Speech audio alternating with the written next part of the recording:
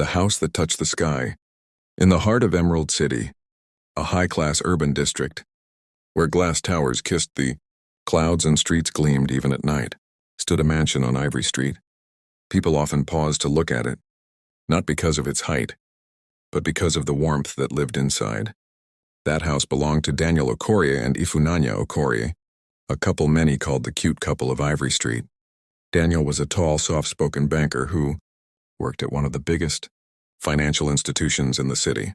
His suits were always well-pressed, and his smile calm like early morning dew. Ifunanya, his wife, was his opposite in strength, bold, firm and disciplined. They have 2 kids, bright 8-year-old girl who loved books and ballet, and Kine, a 5-year-old boy whose laughter filled every corner of the house, loving and admired. Yet, as elders say, a roof may shine outside but leak inside. The silent cracks life on Ivory Street moved fast. Daniel left home early and returned late, while Ifunanya's police duties demanded long shifts, night patrols, and emergency calls. Slowly, the house that once echoed with shared laughter began to feel heavy. Ifunanya noticed the strain first, and the endless duties of keeping a large house in order. One woman cannot fight crime outside and fight dust inside, she said one evening as she folded clothes. Daniel frowned. We don't need a housemaid, we can manage.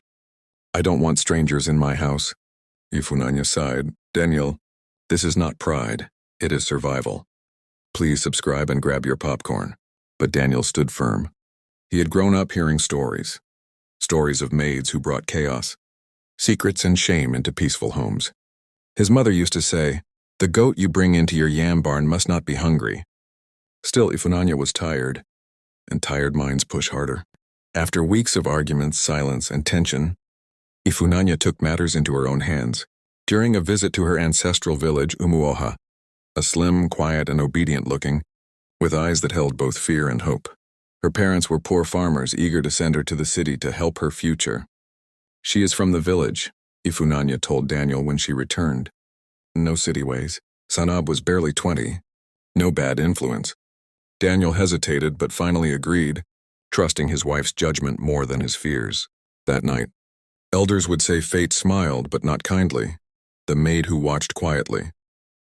Zainab arrived at Ivory Street like a shadow, soft footsteps, bowed head and a voice barely louder than a whisper. She woke early, slept late, and worked tirelessly. Daniel noticed her too, not at first with desire but with curiosity. Zainab listened attentively when he spoke, laughed shyly at his jokes and praised his kindness. Ifunanya, often absent due to work, did not notice the small changes, the longer conversations. Ifunanya felt relieved for the first time in months. The lingering glances, the moments that stretched too long. As the Yoruba elders say, it is not the thunder that breaks the roof, but the rain that falls slowly, the seed of temptation. Loneliness is a quiet enemy. Daniel began to feel unseen. Zainab, on the other hand, listened, admired, and made him feel needed.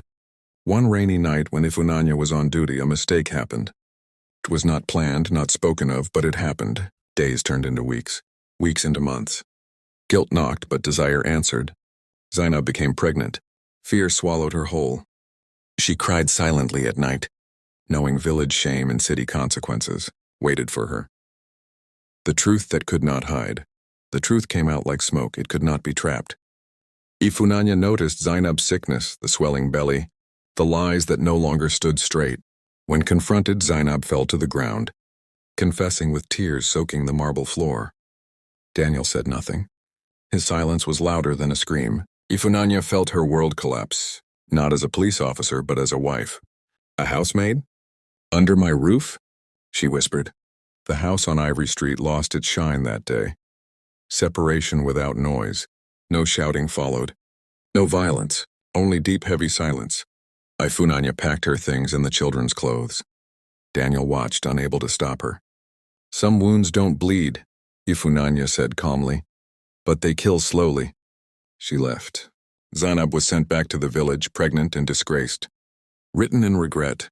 Months passed. Daniel's career thrived, but his soul shrank. He saw his children only on weekends. Ifunanya focused on her job, building a new life with scars she hid well. In the village, Zainab gave birth to a baby boy. Her life changed forever. Some said she was a victim. Others called her a temptation. Years later, people still spoke of the cute couple of Ivory Street. They say, love needs presence, not just provision. Pride invites storms, and temptation thrives where communication dies. As African elders conclude, when the drum of unity breaks in a home, strangers will dance inside. And so the house on Ivory Street still stands tall, but it no longer carries laughter,